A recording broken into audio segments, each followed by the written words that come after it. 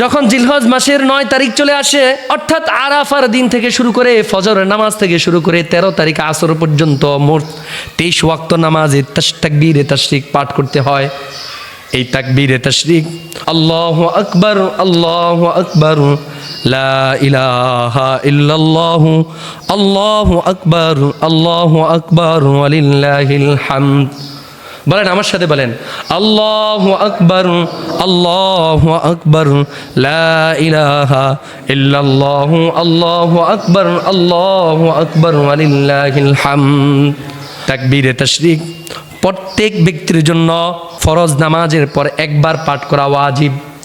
কখন? ফরজ নামাজের পর। কতবার? একবার। এটাকে অনেকে 3 বার বলে।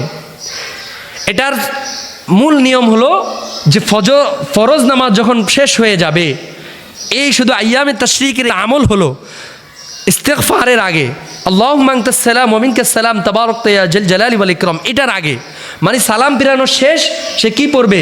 তাকবীরে তাশরিক পড়বে। কতবার? একবার।